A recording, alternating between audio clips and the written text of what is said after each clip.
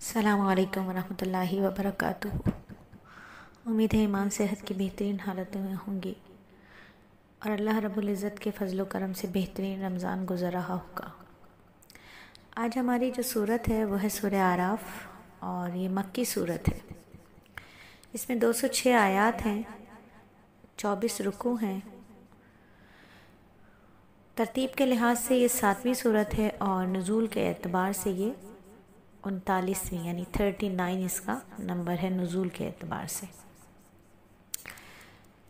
اس کا بنیادی موضوع جیسا کہ مکی صورتوں کا طرز ہے آخرت، رسالت اور توحید پر ہوتا ہے، تو اس میں بھی انہی 3 باتوں پر بحث کی گئی ہے، توحید، آخرت، رسالت۔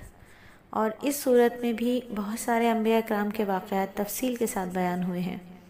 خاص طور پر اس میں حضرت موسیٰ علیہ السلام کے کوہ طور پر تشریف لے جانے کا واقعہ سب سے زیادہ مفصل طریقے سے آیا ہے، اور اس کے اعراف کے لفظی معنی ہوتے ہیں بلندیاں۔ اصطلاح میں یہ وہ جگہ ہے جو جنت اور دوزخ کے درمیان واقع ہے، اور جن لوگوں کے اچھے اور برے اعمال برابر ہوں گے ان کو کچھ عرصے کے لیے یہاں رکھا جائے گا، یعنی جن کا معاملہ ٹائی ہو جائے گا، نیکیاں بھی برابر اور گناہ بھی برابر، تو ان کو یہاں رکھا جائے گا، اور پھر ان کے ایمان کی وجہ سے آخرکار وہ بھی جنت میں داخل ہو جائیں گے۔ چونکہ اسی صورت میں اعراف اور اس میں رکھے جانے والوں کا بیان آیا ہے، اس لیے اس کا نام سورہ اعراف رکھا گیا۔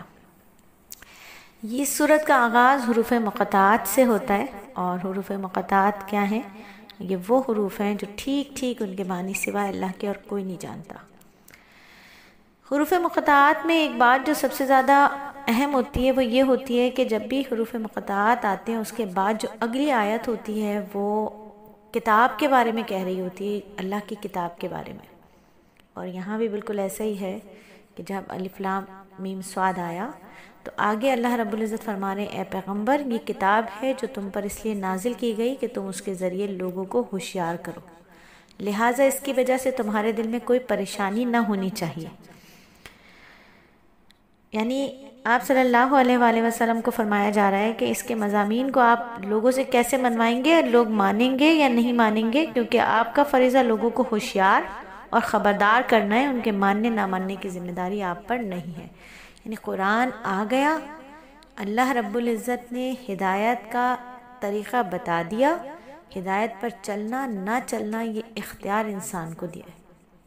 کہا کہ وہی لوگ جنہوں نے ہماری آیتوں کے ساتھ زیادتیاں کر کے خود اپنی جانوں کو گھاٹوں میں ڈالا ہے، اور کھلی بات یہ ہے کہ ہم نے تمہیں زمین میں رہنے کی جگہ دی ہے، اس میں تمہارے لیے روزی کے اسباب پیدا کیے، پھر بھی تم لوگ کم شکر کرتے ہو۔ اللہ رب العزت مجھے اور آپ کو قرآن کو صحیح طریقے سے پڑھنے، سمجھنے، اس پر اخلاص والا عمل کرنے کی توفیق عطا فرمائے۔ اس کے ساتھ ہی سورہ اعراف کے بارے میں مزید پڑھیں گے۔ اس صورت میں اللہ تعالیٰ نے انسان کو اللہ کی اس نعمت کی طرف متوجہ کیا ہے۔ کون سی نعمت؟ وہ نعمت جس میں اللہ تعالیٰ نے سب انسانوں کو ایک ہی باپ سے پیدا کیا ہے، تاکہ وہ آپس میں ایک دوسرے کے ساتھ تعاون کریں، بھائی بھائی ہیں نا، تعاون کریں، اور اس بات کو یاد رکھیں کہ انسانیت میں بھائی بھائی ہیں، سب انسان آپس میں کیا ہیں؟ بھائی بھائی ہیں، کیونکہ آدم سے پیدا ہوئے۔ اور یہی وہ صورت ہے جس میں اللہ تعالیٰ نے انسان کی بہترین تکریم بخشی، اور فرمایا کہ اللہ تعالیٰ نے انسان کو پہلے اپنے ہاتھوں سے پیدا کیا، پھر اس میں روح پھونکی اور فرشتوں کو اس کے سامنے سجدہ کرنے کا حکم دیا۔ دیکھیں نا کتنی خوبصورت بات۔ اللہ تعالیٰ کیا فرما رہے ہیں؟ آیت نمبر 10 کو اگر ہم دیکھیں تو اللہ فرما رہے ہیں کہ ہم نے تمہیں پیدا کیا، پھر تمہاری صورت بنائی، پھر فرشتوں سے کہا کہ آدم کو سجدہ کرو، سب نے سجدہ کیا سوائے ابلیس کے، وہ سجدہ کرنے والوں میں شامل نہ تھا۔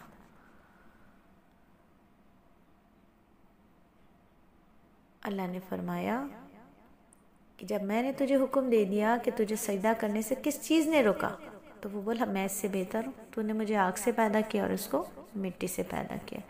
پھر آگے اس شیطان کی اور اللہ رب العزت کی بات چیت ہے کہ اللہ رب العزت سے وہ کہہ رہا ہے کہ میں تو بہتر ہوں، تو نے مجھے آگ سے پیدا کیا، اس کو مٹی سے پیدا کیا۔ اللہ نے کہا اچھا تو یہاں سے نیچے اترو، کیونکہ تجھے یہ حق نہیں پہنچتا کہ یہاں تکبر کرے، اب نکل جا، یقیناً تو ذلیلوں میں سے ہے۔ اس نے کہا مجھے اس دن تک زندہ رہنے کی مہلت دے دے جس دن لوگوں کو قبروں سے اٹھایا جائے گا۔ اللہ نے فرمایا تجھے مہلت دے دی۔ کہنے لگا اب چونکہ تو نے مجھے گمراہ کیا ہے، اس لیے میں بھی قسم کھاتا ہوں کہ ان انسانوں کو گھات لگا کر تیرے سیدھے رستے پر بیٹھ رہوں گا، پھر چاروں طرف سے ان کو حملہ کروں گا، اور ان کے سامنے سے بھی، ان کے پیچھے سے بھی، ان کے دائیں سے بھی، ان کے بائیں سے بھی، اور تو ان میں سے اکثر لوگوں کو شکر گزار نہیں پائے گا۔ اب یہاں ایک بات جو ہو رہی ہے دائیں بائیں آگے پیچھے کی، تو وضو جو ہے نا، وضو مومن کا ہتھیار ہے، وضو مومن کا اسلحہ ہے۔ جب ہم باوضو ہوتے ہیں تو وضو کی جو ایک شیلڈ ہے، ایک پروٹیکشن شیلڈ ہے، وہ دیکھیے ہمیں کہاں کہاں سے ملتی ہے۔ جب ہم چہرہ دھوتے ہیں تو آگے کی جانب سے، دائیں کو بائیں پر فضیلت ہے، دائیں کو بائیں پر فضیلت ہے، سیدھے کام سے ہر کام شروع کرتے ہیں تو رائٹ سائڈ سے ہمارے پاس ایک پروٹیکشن شیلڈ آ جاتی ہے، لیفٹ سائڈ سے ہمارے پاس ایک پروٹیکشن شیلڈ آ جاتی ہے۔ جب ہم گردن کا مسح کرتے ہیں تو بیک سائڈ سے ہمارے پاس ایک پروٹیکشن شیلڈ آ جاتی ہے۔ جب ہم سر کا مسح کرتے ہیں تو اوپر کی جانب سے ایک پروٹیکشن شیلڈ آ جاتی ہے۔ جب ہم پیروں کا مسح کرتے ہیں، خلال کرتے ہیں، تو پیروں کی جانب سے ایک پروٹیکشن شیلڈ آ جاتی ہے۔ دیکھیے وضو میں 6 جہت سے ہمارے پاس جو ہے وہ تحفظ آتا ہے، اللہ کی رحمت چھا جاتی ہے، 6 جانب سے اللہ کی رحمت ہمیں ڈھانپ لیتی ہے۔ اسی وجہ سے جو شخص باوضو ہوتا ہے اس کے پاس شیطان نہیں آتا، شیطان اس پر حملہ نہیں کر سکتا۔ اور ایک اور چیز جو ہم سورہ اعراف میں سیکھیں گے وہ یہ ہے کہ جب شیطان حملہ کر دیتا ہے اور اس کا حملہ کارگر ثابت ہوتا ہے تو ہوتا کہ اگلی آیات میں اللہ رب العزت نے ہمیں بتا دیا۔ تو اللہ رب العزت نے شیطان کے مکر و فریب سے بچنے کی تلقین فرمائی ہے، بتا دیا کہ یہ شیطان کیا کرے گا، تمہاری راہوں میں بیٹھا ہوگا، تمہارے راستوں میں بیٹھا ہوگا اور تمہاری راہ خراب کرنے کی کوشش کرے گا۔ انسان کے ساتھ اس کا ٹکراؤ ہے جو پہلے دن سے، کب سے؟ جب انسان کی تخلیق ہوئی اور اس نے سجدے سے انکار کیا، اس وقت سے انسان اور شیطان کا ٹکراؤ ہے اور جو قیامت تک جاری رہے گا۔ یہ خیر اور شر اور حق اور باطل کے درمیان کشمکش ہے، یہ کسی نہ کسی انداز میں جاری رہتی ہے اور باقی رہتی ہے۔ تو جس وقت شیطان حملہ کرتا ہے نا، جب وہ برغلا دیتا ہے، قسمیں کھا کھا کر دل کو پورا پکا اور مطمئن کر دیتا ہے، جیسے کیا کہنے لگا تھا کہ حضرت آدم علیہ السلام سے کہنے لگا کہ اے آدم تم اور تمہاری بیوی، اللہ رب العزت نے فرمایا کہ اے آدم تم اور تمہاری بیوی دونوں جنت میں رہو، جہاں سے جو چیز جی چاہے کھاؤ، البتہ اس خاص درخت کے قریب بھی مت جانا ورنہ تم زیادتی کرنے والوں میں شامل ہو جاؤ گے۔ اللہ رب العزت نے آیت نمبر 19 میں بتا دی یہ بات۔ پھر یہ ہوا کہ شیطان نے ان دونوں کے دل میں وسوسہ ڈال دیا، ٹھیک ہے، اور ایسا وسوسہ ڈال دیا کہ جب اس نے وسوسہ ڈالا تو ان کی شرم کی جگہیں جو ان سے چھپائی گئی تھی ایک دوسرے کے سامنے کھول دے۔ کہنے لگا کہ تمہارے پروردگار نے تمہیں جو ہے نا درخت سے کسی اور وجہ سے نہیں بلکہ صرف اس وجہ سے روکا ہے کہیں تم فرشتے نہ بن جاؤ یا تمہیں ہمیشہ کی زندگی حاصل نہ ہو جائے۔ دیکھیے یہاں پر آیت نمبر 20 کو آپ نے بہت توجہ سے پڑھنا ہے، ٹھیک ہے، ترجمے کو میں آپ دہرا رہی ہوں، آپ سن لیں۔ پھر یہ ہوا کہ شیطان نے ان دونوں کے دل میں وسوسہ ڈالا تاکہ ان کی شرم کی جگہیں جو ان سے چھپائی گئی تھی ایک دوسرے کے سامنے کھول دیں۔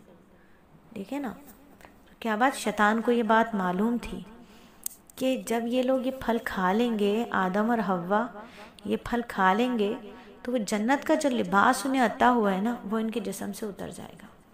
اور ہوا بھی یہی، جیسے ہی وہ پھل انہوں نے کھایا تو کیا ہوا، ان کا لباس اتر گیا، ان کا لباس اتر گیا۔ تو اب اگر ہم اور آپ اپنے غور کریں نا، توجہ دیں ایک بات پر کہ جس وقت کوئی شیطانی خیال آتا ہے خدا نخواستہ، حیا کا لباس اتر جاتا ہے۔ شیطانی خیال خلوت میں حیا کا لباس اتروا دیتا ہے، خلوت میں اترواتے ہیں، سب سے پہلے تنہائیاں گندی ہو جاتی ہیں، خیالات گندے ہو جاتے ہیں، دماغ کے اندر ایک بے شرمی بے حیائی کا عنصر آنے لگتا ہے۔ جب شیطان کے دھوکے میں انسان پڑنے لگتا ہے تو سب سے پہلے جو چیز آتی ہے وہ آتی ہے بے حیائی، حیا کا لباس اتر جاتا ہے۔ اب حیا کا لباس سے مراد یہ نہیں ہوتی کہ لڑکا لڑکی کپڑے اتار کے اللہ نہ کرے سامنے سب کے گھومنے لگتے، نہیں، بلکہ بے حیائی، بڑوں سے بات بے ادبی سے کرنے کو بھی بے حیائی کہتے ہیں۔ بڑوں کے بارے میں گندی بات، نافرمانی کا سوچنا بھی بے حیائی ہوتا ہے۔ دین اسلام کے اصولوں پر طریقوں پر نہ چلنے کا نام بھی بے حیائی ہوتا ہے. اور جب بے حیائی آنا شروع ہو جاتی ہے انسان کے اندر، جب یہ گریجولی اس سیڑھیوں پر قدم رکھنا شروع کرتا ہے بے حیائی کی، یعنی پہلے تو دل ہی دل میں ماں باپ کے ساتھ، بڑوں کے ساتھ بدتمیزی والا لہجہ اختیار کرتا ہے دل ہی دل میں، پھر ایک وقت آتا ہے سامنے بھی کر لیتا ہے، سامنے کر لیتا ہے، پھر اگینسٹ ہونا لگتا ہے بڑوں کے. جب اگینسٹ ہونے لگتا ہے دین اسلام سے بھی بالکل پھرنے لگتا ہے. نماز پڑھنے کا کہتے ہیں ماں باپ نہیں پڑھتا، قرآن پڑھنے کا کہتے ہیں نہیں پڑھتا. ہوتے ہوتے کیا ہوتا ہے، یہ بے حیائی اتنی آ جاتی ہے پر ایمان کی کمزوری جڑ پکڑنے لگتی ہے، کمزور ہونے لگتا ہے ایمان. کیونکہ نبی صلی اللہ علیہ وآلہ وسلم نے فرمایا کہ جب تم میں حیا نہ رہے تو جو چاہے سو کرو. اور ایمان اور حیا ایک ہی شاخ ہیں، ایک ہی درخت کی جیسے دو شاخیں ہیں، ایک جائے گی تو دوسری بھی چلی جائے گی. ایک ہی چیز ہے نا، ایمان جائے گا تو حیا بھی چلی جائے گی، حیا جائے گی تو ایمان بھی چلا جائے گا. تو انسان کے اندر بے حیائی آ جاتی ہے جب شیطان اس کو ورغلاتا ہے. اور یہ ایسے ورغلاتا ہے کہ لگتا ہے نہیں کوئی بات ہی نہیں ہے، کیونکہ یہ اتنا قسمیں کھا رہا ہوتا ہے. تو جب ان دونوں نے پھل کھایا، جب دونوں نے اس درخت کا مزہ چکھا، تو ان دونوں کی شرم کی جگہیں آپس میں کھل گئیں، ایک دوسرے پر کھل گئیں، اور وہ جنت کے کچھ پتے جوڑ جوڑ کر اپنے جسم پر چپکانے لگے. تو اس آیت سے یہ معلوم ہوا کہ عریانی سے حفاظت جو تھی نا انسان کی فطرت میں شامل ہوتی ہے. جو ہی دونوں کا لباس اترا تو انہوں نے ہر طریقے سے کوشش کی کہ وہ اپنا ستر چھپانے کی کوشش کر رہے تھے. پھر اللہ رب العزت آگے اور بات بتا رہے ہیں. پھر یہی وہ صورت ہے جس میں اللہ رب العزت نے بنی آدم کو اس کے صیغے سے مخاطب فرمایا ہے. خطاب کیا ہے، یا بنی آدم. سورہ اعراف کی یہ قابل ذکر بات ہے، خصوصیت ہے کہ اس صورت میں اللہ تعالیٰ نے 4 بار انسانوں کو اے بنی آدم یعنی اے آدم کے بیٹو اس کے صیغے سے مخاطب کیا. 4 صدائیں دی ہیں، 4 بار اللہ رب العزت نے صدا دی ہے، ندا کی ہے. پہلی صدا دی، ندا دی اللہ رب العزت نے آیت نمبر 26 میں آیت نمبر 26 میں اللہ رب العزت نے فرمایا، جس میں اللہ نے لباس کا ذکر فرمایا تھا نا، لباس کو نعمت قرار دیا. کیا کہا تھا، اے اولاد آدم ہم نے تمہارے لیے لباس اتارا جو تمہارے ستر کو بھی چھپاتے اور زینت کا بھی باعث ہے، اور تقوی کا لباس سب سے بہتر ہے. تقوی کا لباس سب سے بہتر ہے. پھر اللہ رب العزت نے دوسری ندا دی، آیت نمبر 27 میں دی، اور کیا فرمایا، جس میں اللہ رب العزت نے بنی آدم کو شیطان کے فتنے سے بچنے کی تلقین فرمائی. کہا اے اولاد آدم کہیں شیطان تم کو بہکا نہ دے، جیسے اس نے تمہارے ماں باپ کو جنت سے نکال دیا، ان کے لباس اتروا دیے تاکہ انہیں ان کا ستر دکھا دے. پھر تیسری اللہ رب العزت نے ندا فرمائی آیت نمبر 31 میں. کہا کہ اے اولاد آدم اپنی نماز کے وقت اپنی زینت کا لباس لے لو اور کھاؤ اور پیو اور اسراف نہ کرو، بے شک اسراف کرنے والوں کو اللہ پسند نہیں کرتا. پھر چوتھی ندا اللہ رب العزت نے آیت نمبر 35 میں دی. کہا اے اولاد آدم اگر تمہارے پاس تم ہی میں سے رسول آئیں جو تم کو میری آیات سنائیں تو جو تقوی اختیار کر لیں گے، اپنی اصلاح کر لیں گے، تو ایسے پر نہ کوئی خوف ہوگا نہ وہ غمگین ہوں گے. یعنی اللہ نے 4 مرتبہ اے بنی آدم اے بنی آدم اے آدم کے بیٹو کہہ کر پکارا، اور چاروں میں اللہ رب العزت نے لباس اور تقوی پر بات کی، لباس اور تقوی اور پردے پر بات کی. اور شیطان کو کتنا بڑا دشمن بتایا، یہ بھی ایک غور طلب بات ہے. دیکھیے شیطان کی دشمنی کا ایسے سوچ لیں کہ اگر کوئی ہمارے ماں باپ کے ساتھ کوئی بدتمیزی کرے وہ ہمارے لیے کتنا برا ہو جاتا ہے. ہم کسی اور ملک میں رہتے ہوں اور ہمیں یہ پتہ چلے کہ ہمارے کسی دشمن نے ہمارے ماں باپ کو ان کے ہی گھر سے نکال دیا، ایک بات، لیکن ننگا کر کے نکال دیا، یہ کتنے بڑے کرب کی بات ہے. یہ بات برداشت نہیں ہوتی.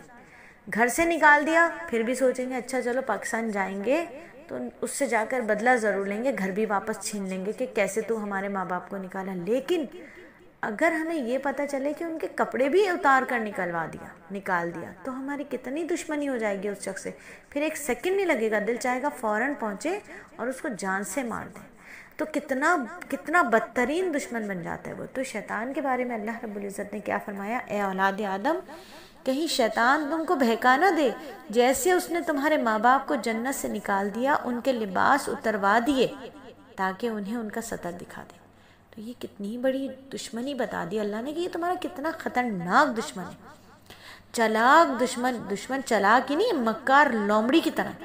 تو اولاد آدم کو بار بار اللہ نے خطاب کیا، انہیں شیطان کے وسوسوں مکاریوں سے بچانے کے لیے خطاب کیا، تاکہ انسان جو ہے اس کی جعلسازی کی باتیں، اس کی ملمہ کہتے ہیں کسی چیز پر کسی چیز کو چڑھا دینا، پرت جیسی چڑھا دینا، بظاہر اچھا نظر آتے لیکن اصل نہیں ہوتا وہ، تو اس سے دھوکہ نہیں کھا جائیں، کیونکہ وہ اتنا چلاک ہے کہ وہ بظاہر دوست کا لباس پہن کر آتا ہے اور ایسی مکار لومڑی کی طرح ہے جو اپنے آپ کو خیرخواہ کے روپ میں پیش کرتی ہے۔ یہ اتنا چلاک ہے کہ یہ حق کو باطل اور باطل کو حق، خیر کو شر اور شر کو خیر بنا کر پیش کرتا ہے۔ اسے یہ فن آتا ہے۔ دنیا میں جو لوگ بھی یہ کام کر رہے ہیں وہ حقیقت میں شیطان کے ایجنٹ ہوتے ہیں۔ تو یہاں دیکھ لینا چاہیے کہ اللہ رب العزت نے، تو یاد رکھنا چاہیے کہ شیطان جو ہے وہ اتنا خطرناک دشمن ہے کہ اللہ رب العزت نے اس کے بارے میں ساری بات ہمیں سمجھا دی کہ یہ کیا کرے گا، یہ تمہیں بہکائے گا، بظاہر یہ دوست بن کر آئے گا لیکن یہ در حقیقت مکار لومڑی کی طرح ہوگا، یہ بظاہر خیر خواہ لگے گا لیکن یہ تمہارا خیر خواہ نہیں ہے، کیونکہ یہ ازل سے ہی اس کا ابد تک ایک ہی رشتہ ہے انسان کے ساتھ، وہ ہے انسان کو بہکانے کا رشتہ، انسان سے دشمنی کا رشتہ۔ اور اس کا جو اللہ رب العزت نے یہاں پر ایک بڑی ہمیں قابل توجہ بات ہے یہ، اور سوچنا چاہیے کہ 3 جو ندائیں اللہ نے ہمیں فرمائی، 3 مرتبہ اللہ نے بنی آدم کو پکارا تو لباس کے بارے میں ہے،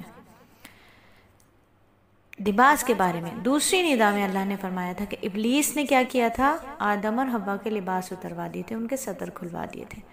تو ابلیس کا جو ہدف ہے نا وہ حیا کو ختم کرنا ہے، بس شرم و حیا کے لباس سے محروم کر دے، فحاشی اور عریانیت کی راہ پر لگا دے، یہ اس کا ہدف ہے۔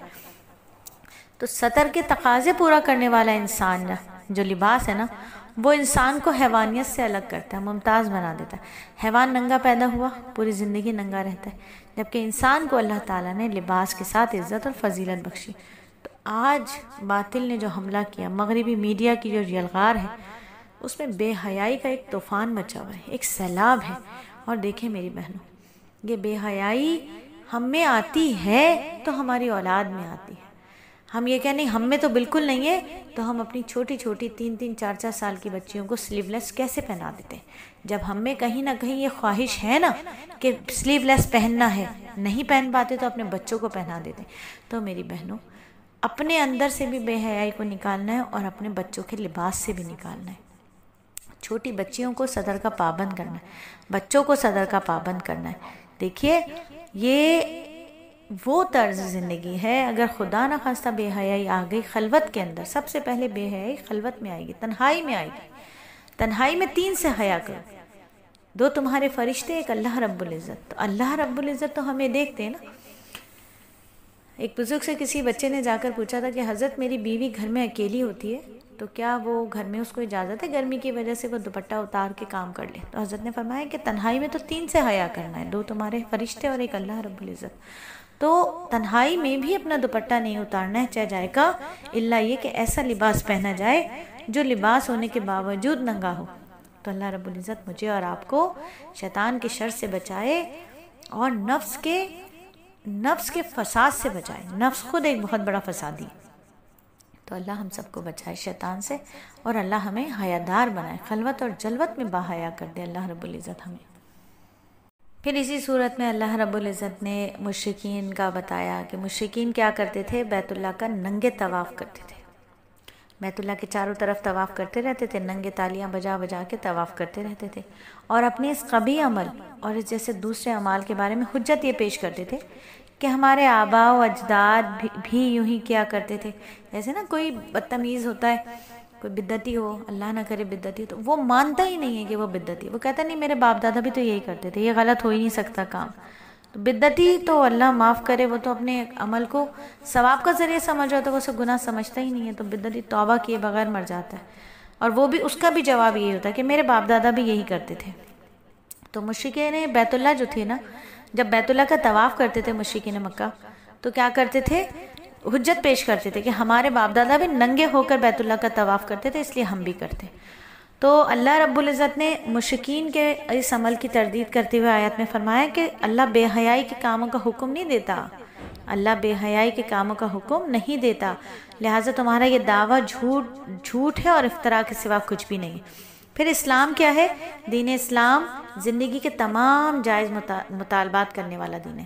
یہ ممکن ہی نہیں ہو سکتا کہ وہ لباس پہننے سے اور پاکیزہ چیزوں کے استعمال سے منع کر دے، ہو ہی نہیں سکتا۔ پھر رہبانیت کا قائل نہیں ہے، اسلام میں رہبانیت نہیں۔ اگر کوئی یہ سمجھے کہ گوشت چھوڑ دوں گا تو اللہ مجھ سے خوش ہو جائے گا، کوئی خاتون یہ سمجھے کہ میں سب رشتہ داروں کو چھوڑ دوں گی، صرف نوافل پڑھنا اور اذکار معاملات کرنا شروع کر دوں تو اللہ مجھ سے راضی ہو جائیں گے، نہیں۔ دین اسلام سوسائٹی کے اندر رہ کر معاشرے کے ایک ایک بندے کا حق ادا کرنے کے ساتھ ساتھ اللہ کے حقوق کو پورا کرنے کا نام ہے۔ اللہ رب العزت اس چیز کو کبھی پسند نہیں فرماتے کہ بالکل سب کچھ چھوڑ کر رہبانیت اختیار کر کے دین پر چلا جائے، نہیں۔ اللہ کی بنائی ہوئی دنیا میں رہتے ہوئے زہد اختیار کر کے دین پر چلا جائے، زہد اختیار کیا جائے۔ کامل مسلمان کون ہوتا ہے؟ جو جسم، روح، دین، دنیا دونوں کی جائز مقاصد، جائز مطالبات اور تقاضے پورا کرتا ہے، وہی حقیقت میں کامل مسلمان ہے۔ جو ہر ایک کے مطالبات کو پورا کرتا ہے شریعت کے ساتھ رہتے ہوئے، شریعت کے حدود میں رہتے ہوئے تمام کاموں کو کرتا ہے، وہی کامل مسلمان ہے۔ حضرت ابو دردہ کا ایک عمل تھا کہ حضرت سلمان فارسی کو جب پتہ چلا کہ حضرت ابو دردہ جو ہیں دن کو مسلسل روزے رکھتے ہیں اور رات کو قیام کرتے ہیں، عبادت میں اتنی مشغولیت بڑھ گئی کہ اہلیت تک کے حقوق ادا نہیں کرتے، تو حضرت سلمان فارسی رضی اللہ تعالیٰ عنہ نے انہیں نصیحت کی اور فرمایا تمہارے اوپر تمہارے رب کا بھی حق ہے، تمہارے نفس کا بھی حق ہے، تمہارے گھر والوں کا بھی حق ہے، لہٰذا ہر ایک حق والے کو اس کا حق دو۔ حضرت ابو دردہ رضی اللہ تعالیٰ عنہ نے ان کی اس نصیحت کا ذکر جو ہے حضور صلی اللہ علیہ وسلم کے سامنے کیا تو آپ صلی اللہ علیہ وسلم نے فرمایا سلیمان نے سچ کہا، سلیمان نے سچ کہا، یعنی دین اسلام کیا ہے؟ رہبانیت نہیں ہے۔ اللہ رب العزت اس بات کو پسند فرماتے ہیں کہ حقوق اللہ کے ساتھ ساتھ حقوق العباد کو بھی پورا اس کو بھی ادا کیا جائے۔ اللہ رب العزت مجھے اور آپ کو قرآن کے احکامات پر اخلاص والا عمل کرنے کی توفیق عطا فرما دے۔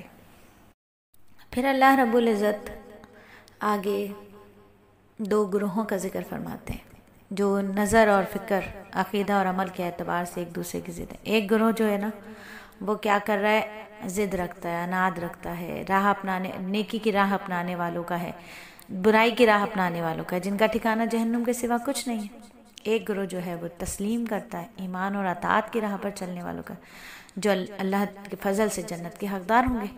اب دونوں گروہوں میں جو ہے نا مکالمہ ہوگا، دونوں گروہ جب اپنے اپنے ٹھکانوں پر پہنچ جائیں گے، یعنی جنت والے جنت کے ٹھکانے پر اور دوزخ والے دوزخ کے ٹھکانے پر، تو دونوں میں بات چیت ہوگی۔ قرآن نے ان دونوں کے درمیان جو ہے وہ مکالمہ ہے اس کو فرمایا ہے، یعنی اللہ رب العزت کیا فرما رہے ہیں قرآن پاک میں کہ آیت نمبر 25 میں اللہ فرما رہے ہیں اور ان دونوں گروہوں یعنی جنتیوں اور دوزخیوں کے درمیان ایک آڑ ہوگی اور وہ آراف پر ہوں گے، یعنی آڑ ہوگی، ان آڑ کچھ بلندیوں پر ہوگی، کچھ لوگ ہوں گے جو ہر گروہ کے دونوں لوگوں کو ان کی علامتوں سے پہچانتے ہوں گے، اور وہ جنت والوں کو آواز دے کر کہیں گے سلام ہو تم پر، اور وہ آراف والے خود تو اس میں داخل نہیں ہوئے ہوں گے، البتہ اشتیاق کے ساتھ امید لگائے ہوئے ہوں گے، اور جب ان کی نگاہوں کو دوزخ والوں کی سمت موڑا جائے گا تو وہ کہیں گے ہمارے پروردگار ہمیں ان ظالم لوگوں کے ساتھ نہ رکھنا، اور وہ آراف والوں کو ان لوگوں کو آوازیں دیں گے جن کو وہ ان کی علامتوں سے پہچانتے ہوں گے، اور کہیں گے نہ تمہاری جمع پونجی تمہارے کوئی کام آئی، نہ ہی وہ جنہیں تم بڑا سمجھ بیٹھے تھے۔ پھر جنتیوں کی طرف اشارہ کر کے کہیں گے کیا یہی وہ لوگ ہیں جن کے بارے میں تم نے قسمیں کھائی تھی کہ اللہ ان کو اپنی رحمت کا کوئی حصہ نہیں دے گا؟ ان سے تو کہہ دیا ہے کہ جنت میں داخل ہو جاؤ، نہ تم کسی چیز کا ڈر ہوگا، نہ تمہیں کوئی غم پیش آئے گا۔ پھر دوزخ والے جنت والوں سے کہیں گے ہم پر تھوڑا سا پانی ہی ڈال دو، یا اللہ تعالیٰ نے تمہیں جو نعمتیں دی ہیں ان کا کوئی حصہ بھی ہم تک پہنچا دو۔ وہ جواب دیں گے کہ اللہ نے یہ دونوں چیزیں ان کافروں پر حرام کر دی، جنہوں نے اپنے دین کو کھیل تماشا بنا رکھا تھا اور جن کو دنیاوی زندگی نے دھوکے میں ڈال دیا تھا۔ چنانچہ آج ہم بھی ان کو اسی طرح بھلا دیں گے جیسے وہ اس بات کو بھلا بیٹھے تھے، انہیں اس دن کا سامنا کرنا ہے، جیسے وہ ہماری آیتوں کا کھلم کھلا انکار کرتے تھے۔ تو یہ آراف والوں کی باتیں ہو رہی ہوں گی دوزخی جب جہنم کی ہولناک گرمی سے بھوک پیاس سے پریشان ہو جائیں گے، جنتیوں سے مانگیں گے کھانے پینے کی چیز پینے کو دے دو، لیکن ظاہر ان کا یہ سوال رائگا جائے گا، بالکل رائگا جائے گا۔ تو یہ تو دو گروہ ہوں گے، ان دو کی اللہ رب العزت نے بات کی۔ پھر اعراف والوں کی بات کی، وہ تیسرا گروہ بھی ہے جسے قرآن نے اصحاب اعراف کہا ہے۔ کیا کہا ہے؟ اصحاب اعراف۔ یہ وہ ہیں جن کے گناہ اور ثواب برابر ہو گئے ہیں۔ یہ وہ لوگ ہیں جو مومن تھے لیکن اعمال صالحہ کرتے کرتے تھوڑا سا جنتیوں سے پیچھے رہ گئے، تو انہیں جنت میں داخل نہیں کیا جائے گا، اور برائیوں سے اتنا بچے ہیں کہ دوزخ والوں کے ساتھ بھی نہیں جا سکتے، تو اس لیے ان کا فیصلہ جو ہے کچھ دیر کے لیے مؤخر ہو جائے گا، لیکن بالآخر اللہ تعالیٰ ان کو بھی جنت میں داخل ہونے کی اجازت فرما دیں گے۔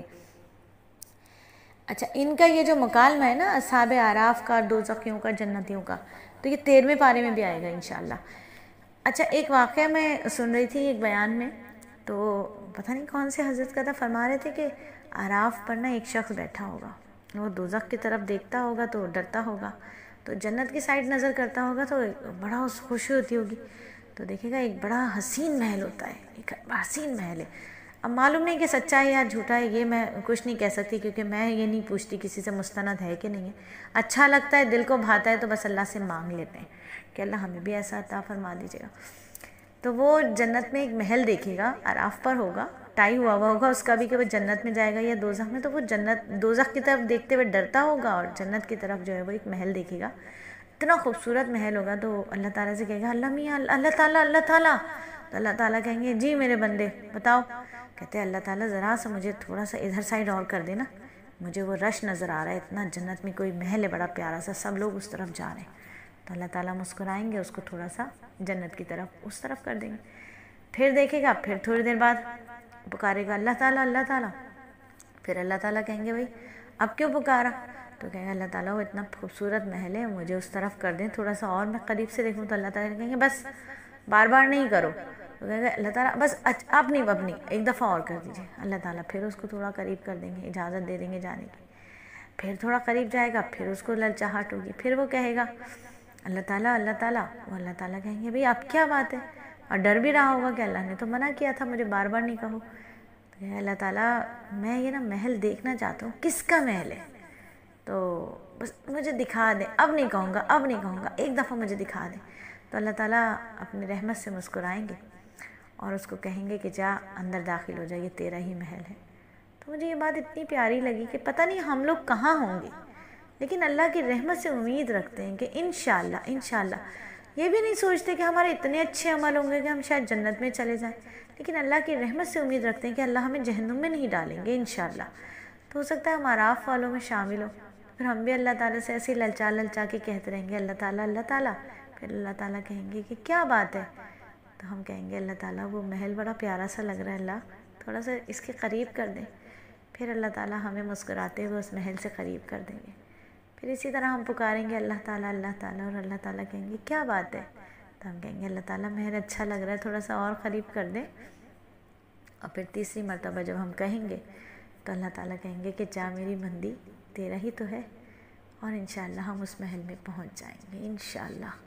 تو اللہ کی رحمت سے نا امید نہیں ہے، اور اپنے جو عمل ہیں وہ امید کی طرف جانے نہیں دیتے، لیکن اللہ کی رحمت سے نا امید نہیں ہونے دیتے، ایسے بھی ہم کم ظرف نہیں، اللہ کو جانتے تو ہیں نا، اللہ کو پہچانتے نہیں ہیں، ابھی معرفت کا علم نہیں ہے اتنا، لیکن اللہ کو جانتے تو ہیں، اور یہ بھی جانتے ہیں کہ اللہ بہت رحیم ہے، بہت رحمان ہے۔ پھر آگے اللہ تعالیٰ جو ہیں وہ اپنی توحید کے دلائل پیش کر رہے ہیں، اور خاص 3 دلائل پر اللہ نے بات کی ہے کہ اللہ رب العزت نے تہ بتہ 7 آسمان بنائے۔ اللہ تعالیٰ فرماتے ہیں کہ انہوں نے تو دیوتا گڑھ رکھے ہیں نا، انہیں اس دن کا کہیں سراغ نہیں ملے گا، وہ گھاٹے کا سودا کر چکے ہیں۔ یقیناً تمہارا پروردگار وہ اللہ ہے جس نے سارے زمین اور آسمان 6 دن میں بنائے، پھر اس نے عرش پر استوا فرمایا، وہ دن کو رات کی چادر اڑا دیتا ہے جو تیز رفتاری سے چلتی ہے اور اس کو آ دبوچتی ہے، اور اس نے سورج اور چاند تارے پیدا کیے جو سب اس کے حکم کے آگے رام ہیں۔ یاد رکھو پیدا کرنا، حکم دینا سب اسی کا کام ہے، وہ بڑی برکت والا ہے، تمام جہانوں کا پروردگار ہے، اور تم اپنے پروردگار کو عاجزی کے ساتھ چپکے چپکے پکارا کرو، یقیناً وہ حد سے گزرنے والوں کو پسند نہیں کرتا۔ تو اللہ تعالیٰ نے کیا اپنے آسمان اور زمین کے بتایا کہ کتنا اللہ تعالیٰ نے 7 آسمان، جن میں سے ہر ایک دوسرے کے مقابلے میں ایک جیسا قبا ہوتا ہے۔ تو آپ دیکھیے کہ 7 آسمان وسعت اور عظمت کے باوجود کسی ستون کے بغیر کھڑے ہوئے، حقیقت ہے۔ اور صدیوں جب سے دنیا بنی، جب سے آسمان بنا، نہ رنگ پھیکا پڑا، نہ کہیں جھول آیا، نہ کہیں سے جھڑا، نہ کہیں سے پھپھون لگی، ویسے ہی تازہ، ویسے ہی حسین اور ویسے ہی مضبوط آسمان ہمارے سروں پر تنا ہوا ہے۔ پھر اللہ رب العزت کا عرش ہے، اس کی وسعت کا یہ حال ہے کہ سارے زمین اور آسمان کی زمینیں اس کا احاطہ نہیں کر سکتی، کسی کا خیال اس کی وسعت کا تصور کر ہی نہیں سکتا، اتنا بڑا اللہ کا عرش ہے۔ پھر عرش کے مقابلے میں کرسی ایسی جیسے کوئی حلقہ، جو کہ بہت بڑا کرسی کی وسعت کا عالم یہ ہے کہ وہ ارض و سما میں نہیں سما سکتی۔ تو سوچیں عرش کی بلندی کیا ہوگی، عرش کی وسعت کیا ہوگی۔ عرش اور کرسی ان حقیقتوں میں سے ہے جس پر ہم ایمان تو رکھتے ہیں، مگر اس کی کیفیت ہم نہیں جانتے۔ بن دیکھے کا سودا، بن دیکھے کا ایمان بالغیب، غیب کی بات پر علم ہے، دیکھا کبھی نہیں، لیکن پکا یقین ہے کہ اللہ کا عرش ہے، اللہ کی کرسی ہے۔ پھر اللہ نے اپنی تخلیق کا بتایا، سورج اور چاند کا بتایا کہ کیسی چیزیں اللہ نے کیسے فضا میں تیر رہے ہیں، ان کی وسعتوں کا بھی کوئی اندازہ نہیں لگا سکتے، کہ آپس میں ٹکراتے ہیں، نہ ہی اپنے مدار سے باہر نکلتے، نہ یہ آپس میں ٹکراتے ہیں، نہ اپنی جگہ سے باہر نکلتے۔ اللہ نے کتنی بڑی کاریگری اللہ نے اپنی بتائی۔ سورج اور چاند کتنے بڑے، ہماری زمین سے لاکھوں کروڑوں وسعت کے، کروڑوں میل کا ان کا حجم ہے، ہماری زمین سے بڑا حجم ہے۔ زمین، سورج، چاند اور کتنے سیارے ایک ہی مدار پر گھوم رہے ہیں، کبھی نہیں ٹکرائے آپس میں۔ تو اللہ رب العزت نے اپنی توحید کے دلائل بیان کیے۔ پھر آگے اللہ رب العزت نے 6 انبیاء کا ذکر فرمایا ہے، حضرت نوح علیہ السلام کا، حضرت ہود علیہ السلام کا، حضرت صالح علیہ السلام کا، حضرت لوط علیہ السلام کا، حضرت شعیب علیہ السلام کا، اور حضرت موسیٰ علیہ السلام کا قصہ تھوڑا مختصر بیان کیا ہے۔ ان میں سب سے پہلا قصہ شیخ الانبیاء حضرت نوح علیہ السلام کا، اور سب سے آخری قصہ حضرت شعیب علیہ السلام کا ہے۔ تو حضرت یہ تمام اللہ رب العزت نے 6 انبیاء کے قصے ادھر اس صورت میں ارشاد فرمائے۔ پورا کشتی کا واقعہ ہے، ساری چیزیں اللہ رب العزت نے بتائیں۔ پھر قوم عاد کا، عربوں کی نسل کی وہ قوم جو حضرت عیسیٰ علیہ السلام سے کم از کم 2000 سال پہلے یمن کے علاقے حضر الموت کے آس پاس آباد تھے۔ تو یہ بہت بڑی قوم تھی اور بہت لمبے چوڑے لوگ تھے یہ۔ پھر اللہ رب العزت نے ان قصص میں، اور اللہ رب العزت نے یہ جو قصے بیان فرمائے، اس میں حکمتیں ہیں، اللہ نے حکمتیں بیان فرمائی ہیں، در حقیقت عبرتیں بیان فرمائی ہیں۔ رسول اللہ صلی اللہ علیہ وآلہ وسلم کے جو مخالفین ایذا دیتے تھے، اللہ نے ان ایذا پر تسلی دینا مقصود ہے لگا۔ پھر اللہ نے متکبروں کا انجام برا ہوگا اور نیکوکاروں کا اچھا انجام ہوگا۔ پھر اللہ نے اس بات پر تنبیہ کی کہ اللہ کے ہاں تو دیر ہے، اندھیر نہیں ہے، بالآخر دشمنوں کا اور ظالموں کو سزا مل کر ہی رہتی ہے۔ ہمارے آقا کی سچائی کی دلیل پیش کرنا کہ امی ہونے کے باوجود آپ صلی اللہ علیہ وآلہ وسلم تاریخ کے گمشدہ اور حقائق کے مطابق پیش کر سکتے ہیں، اور انسان کے لیے عبرت و نصیحت کا سامان پیش کرنا۔ تو یہ قصے کس لیے بتائے؟ تاکہ وہ کفار، وہ مشرک جو نبی صلی اللہ علیہ وآلہ وسلم کے اوپر نعوذ باللہ شک و شبہات کر رہے ہیں، انہیں بتا دینا کہ وہ پڑھے لکھے امی ہیں، اس کے باوجود آپ تاریخ کو بہت اچھے طریقے سے جانتے ہیں، آپ پیش کر سکتے ہیں، بتا سکتے ہیں پوری تاریخ، وحی کے ذریعے اللہ ہر بات بتا دیتے تھے۔ پھر انسانوں کے لیے عبرت کا سامان ہے، ان تمام قصوں میں، ان تمام واقعات میں انسان کے لیے عبرت کا سامان ہے۔ پھر یہاں 8واں پارہ ہمارا مکمل ہوتا ہے، اور پھر یہاں سے 9ویں پارے کا آغاز ہوتا ہے۔ 8واں پارہ مکمل ہوتا ہے، لیکن ابھی سورت مکمل نہیں ہوئی ہے۔ 9واں پارے کا آغاز، اور پھر سورت آگے کیا کہتی ہے اس کے بارے میں سمجھتے ہیں۔ آگے 9ویں پارے میں سورت شعیب علیہ السلام کے قصے کا ذکر کرتی ہے۔ پھر 8ویں پارے کے آخر میں اور جو قصہ شروع ہوا ہے وہ حضرت شعیب علیہ السلام کا ہے، اور اس کا پورا جو قصہ مکمل ہوا ہے وہ 9ویں پارے میں ہوا ہے۔ تو حضرت شعیب علیہ السلام نے بھی اپنی قوم کو بہت برائیوں سے اور فتنہ فساد پر روک ٹوک کی تھی، لیکن ان کے سرداروں نے دھمکی دی، کہا کہ اے شعیب، ہم تمہیں اور جو لوگ تمہارے ساتھ ہیں ایمان لائے ہیں ان کو اپنی بستی سے نکال دیں گے، یا پھر دوسری صورت یہ ہے کہ تم بھی ہمارے دین میں آ جاؤ۔ تو حضرت شعیب نے جواب دیا کہ ایسا نہیں ہو سکتا، باقی تمہیں جو کچھ کرنا ہے وہ کر لو، ہم اللہ پر توکل اور بھروسہ کرتے ہیں۔ تو اللہ کی سنت اور دستور یہ ہے کہ مختلف انبیاء اکرام کے قصے بیان کرنے کے بعد اللہ تعالیٰ فرماتے ہیں کہ جھٹلانے والی قوموں کے بارے میں ہماری سنت اور دستور یہ رہا ہے کہ ہم انہیں ہر طرح سے سمجھانے کی کوشش کرتے ہیں، تنگی اور تکلیف میں مبتلا کرتے ہیں، شاید وہ ہماری طرف رجوع کریں، لیکن جب وہ نرمی یا سختی کسی بھی طریقے سے نہیں سمجھتے تو پھر ہم انہیں اچانک عذاب کی گرفت میں لے لیتے ہیں، پھر ہم انہیں اچانک عذاب کی گرفت میں لے لیتے ہیں، انہیں خبر بھی نہیں ہوتی کہ ہم ان کے ساتھ کیا کر رہے ہیں۔ ٹھیک ہے نا، ایک اے ابن آدم ایک تیری چاہت ہے، اے ابن آدم ایک تیری چاہت ہے، ایک میری چاہت ہے، تو لاکھ کر لے وہ جو تیری چاہت ہے، پھرا دوں گا تجھے اس میں جو تیری چاہت ہے، اور ہوگا وہی جو میری چاہت ہے۔ اے ابن آدم ایک تیری چاہت ہے، ایک میری چاہت ہے، تو لاکھ کر لے وہ جو تیری چاہت ہے، پھرا دوں گا تجھے اس میں جو تیری چاہت ہے، اور ہوگا وہی جو میری چاہت ہے۔ تو اللہ رب العزت جو چاہتے ہیں وہی ہوتا ہے۔ اللہ رب العزت پہلے موقع دیتے ہیں، ہر طرح سے سمجھانے کی کوشش کرتے ہیں، تنگی اور تکلیف میں مبتلا کر دیتے ہیں کہ شاید ہماری طرف رجوع کر لے، لیکن جب کوئی نرمی سے بھی نہیں مانتا اور سختی سے بھی نہیں مانتا، پھر کوئی ایسا طریقہ اللہ کرتے ہیں، اچانک عذاب کی گرفت میں لے لیتے ہیں، اور جس کو لیا جاتا ہے اسے خبر تک نہیں ہوتی۔ در حقیقت ان قصوں کے آخر میں نبی صلی اللہ علیہ وآلہ وسلم کو قوم کے انکار، اور جب قوم ان کے ساتھ حرکتیں کر رہی ہوتی تھی تو آپ صلی اللہ علیہ وسلم حزن و ملول نہ ہو جائیں، آپ صلی اللہ علیہ وسلم آزردہ نہ ہو جائیں، آپ صلی اللہ علیہ وسلم کی تسلی دیتے ہوئے اللہ نے فرمایا کہ یہ ہیں وہ بستیاں جن کے کچھ احوال ہم آپ صلی اللہ علیہ وآلہ وسلم کو سناتے ہیں کہ ان کے پاس ان کے رسول واضح نشانیاں لے کر آئے، پھر ایسا نہ ہوا کہ اس بات پر ایمان لے آتے جس سے وہ پہلے جھٹلا چکے تھے۔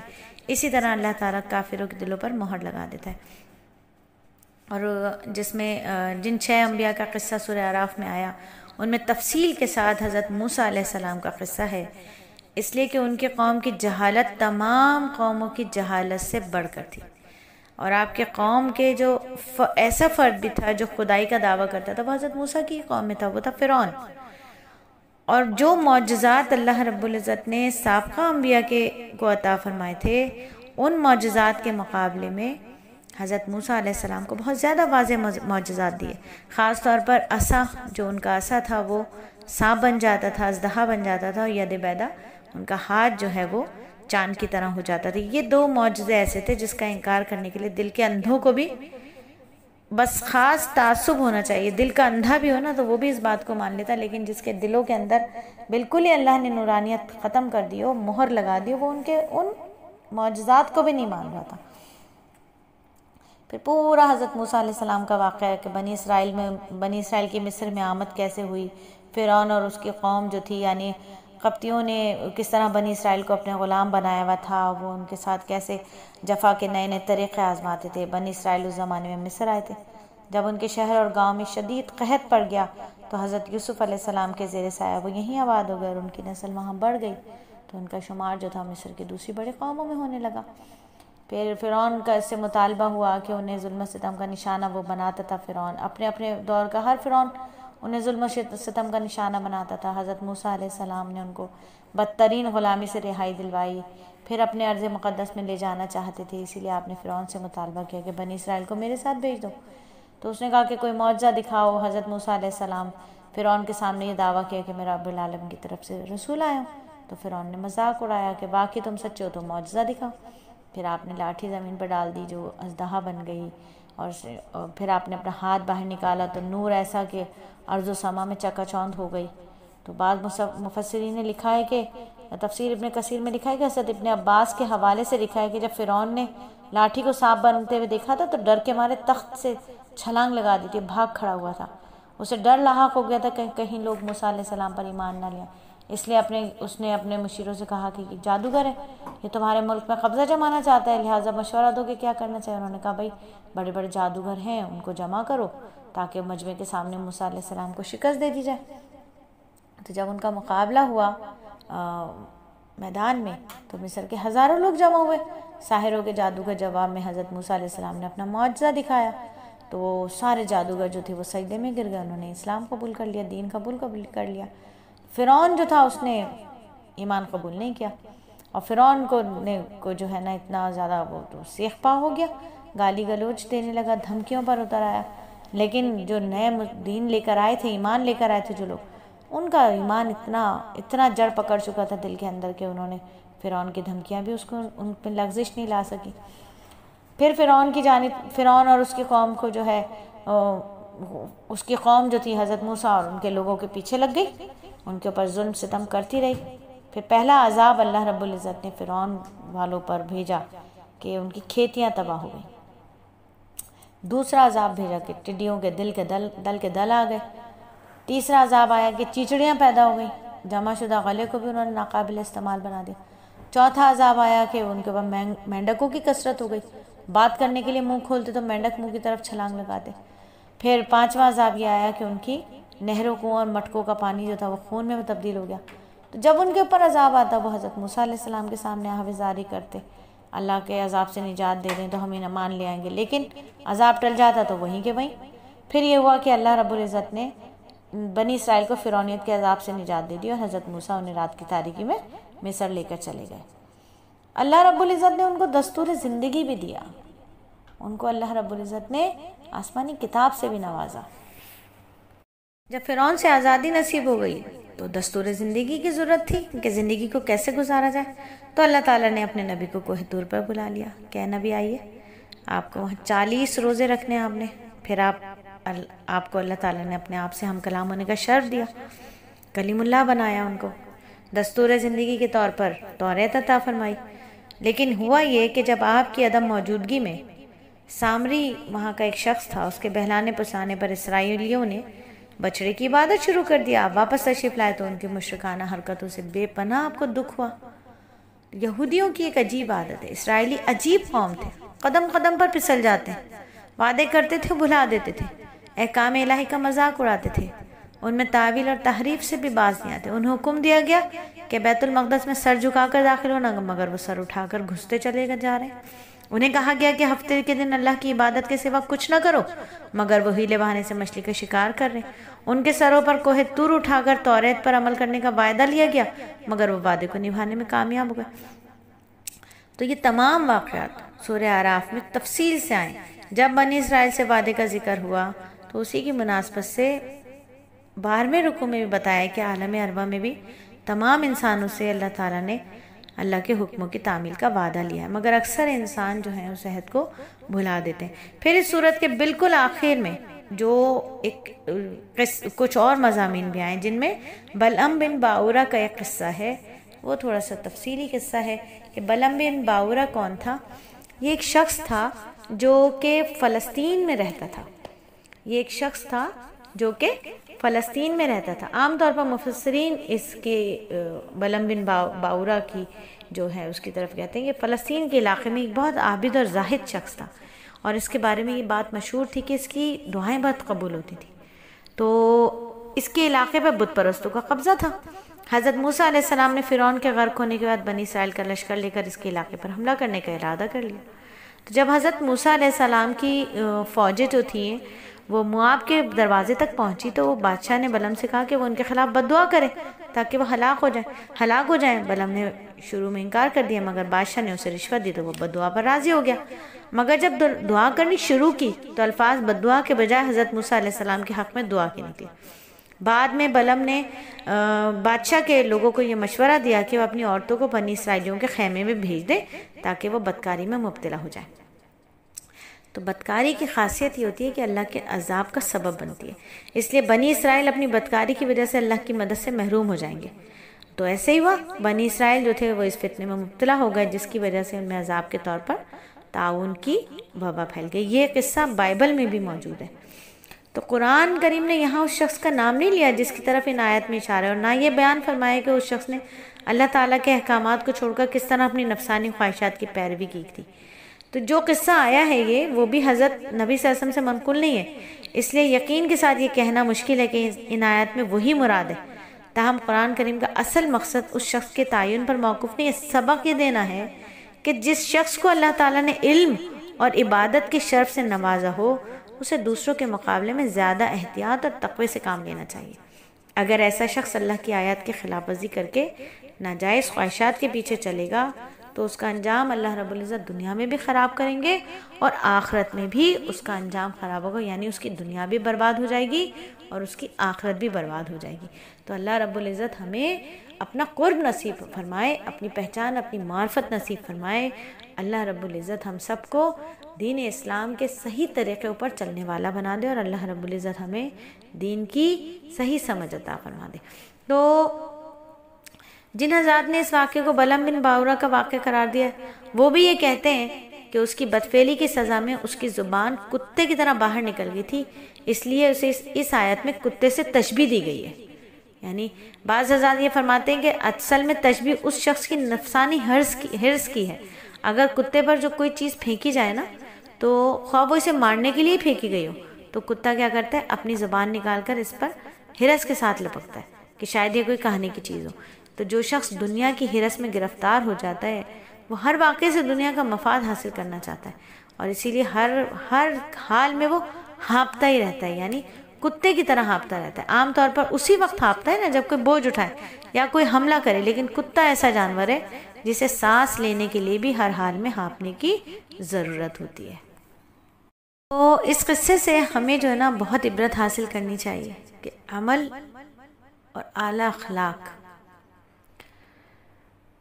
علم اس کے بغیر خالی ہے۔ علم جو ہے وہ اللہ کا نور ہے، اور اللہ کا نور بے ادب اور بے عملے کو حاصل نہیں ہوتا۔ تو علم پر عمل کرنا اور اعلیٰ اخلاق سے کام لینا، یہی اللہ کے یہاں قبول ہوں گے۔ اس کے بغیر یہ خالی خولی علم اللہ کے یہاں کسی کام کا نہیں ہے نا۔ ایک عرب کے شاعر ہیں، انہوں نے شعر کہا کہ اگر تقوی کے بغیر علم میں کوئی شرف کمال ہوتا تو اللہ تعالیٰ کی مخلوق میں ابلیس سب سے زیادہ معزز ہوتا۔ لو کان فی علم من دون تقا شرف لکان اشرف الخلق اللہ ابلیس، تو اللہ کی مخلوق میں سب سے زیادہ ابلیس معزز ہوتا۔ تو کفار کیا ہیں؟ کفار بالکل چوپایوں کی طرح ہیں۔ آگے اللہ رب العزت فرما رہے ہیں کفار چوپائے کی طرح ہیں، وہ اپنے دل، دماغ، آنکھوں اور کانوں سے فائدہ نہیں اٹھاتے، جس کا نتیجہ یہ نکلتا ہے کہ وہ ایمان سے محروم رہتے ہیں۔ اور جو لوگ دل، عقل اور دماغ کو دین کے لیے استعمال نہیں کرتے وہ دیوانے ہیں۔ وہ آیات الہی کو سنتے ہیں اور ان پر عمل نہیں کرتے، وہ بہرے ہیں۔ جو آیات الہی کو بصیرت کی نظر سے نہیں دیکھتے وہ اندھے ہیں۔ اور یہ دنیا کی زندگی تو دھوکہ ہے۔ اللہ رب العزت اس دنیا میں مہلت دیتا چلا جاتا ہے، یہاں تک کہ ایک وقت آتا ہے کہ انہیں اچانک پکڑ لیتا ہے۔ مہلت کے وقفے کو آدمی جو ہے وہ دھوکہ کھا جاتا ہے اس وقفے سے، اور گناہوں پر جری ہو جاتا ہے، طاقتور ہو جاتا ہے، جرأت کرنے لگتا ہے گناہوں کی۔ قیامت کے دن کا علم تو صرف اللہ کو ہی ہے۔ تو اللہ تعالیٰ نے نبی صلی اللہ علیہ وآلہ وسلم کو اخلاق کریمانہ جو ہیں وہ اختیار کرنے کا حکم دیا، اور فرمایا آیت نمبر 199 میں کہ آپ عفو اختیار کریں اور نیک کاموں کا حکم دیں اور جاہلوں سے کنارہ کر لیں۔ تو یہ کہنے کو یہ مختصر آیت ہے لیکن بہت پر اثر آیت ہے۔ یہ وہ دعوت دے رہی ہے کہ اسلام کی دعوت ہے اس آیت میں، برے اخلاق سے بچنے کی تلقین ہے، جن سے بچنا ایک نیک انسان کے لیے ضروری ہے۔ تو سورہ اعراف کی جو ابتدا ہے وہ بھی قرآن کی عظمت سے بیان ہوئی ہے، اور اس کے اختتام میں بھی قرآن کی تعظیم اور ادب کا، احترام کا بیان ہوا ہے۔ لاسٹ میں بالکل آخری آیت میں اللہ رب العزت فرما رہے ہیں کہ جب قرآن پڑھا جائے تو اسے توجہ سے سنو اور خاموش رہو تاکہ تم پر رحم کیا جائے۔ تو جب کوئی شخص قرآن کی عظمت کو رکھتا ہے ملحوظ خاطر اور اسے توجہ سے سنتا ہے، اس کی آیات پر غور و تدبر کرتا ہے، تو اس کا دل جو ہے وہ قرآن سے متاثر ہوتا ہے، جسم کے رونٹے رونٹے کھڑے ہو جاتے ہیں اور آنکھوں سے آنسو رواں ہو جاتے ہیں۔ بس شرط یہ ہے کہ کوئی دل کے کانوں سے سننے والا ہو اور کوئی دل کی زبان سے بولنے والا ہو، اللہ رب العزت میرے اور آپ کے دل کو بھی دل کی زبان سے بولنے والا اور دل کے کانوں سے سننے والا بنا دے۔ اللہ رب العزت قرآن کا نور ہمارے دلوں میں اور ہماری زندگیوں میں جگمگا دے۔ اللہ رب العزت اس قرآن کو ہمارے قبر میں ساتھی بنا دے۔ اللہ رب العزت اس قرآن کو ہمارا محشر میں دعوے دار بنا دے، سفارشی بنا دے، آمین ثم آمین۔ اور اب سورہ اعراف مکمل، انشاءاللہ کل سورہ انفال پر بات کریں گے۔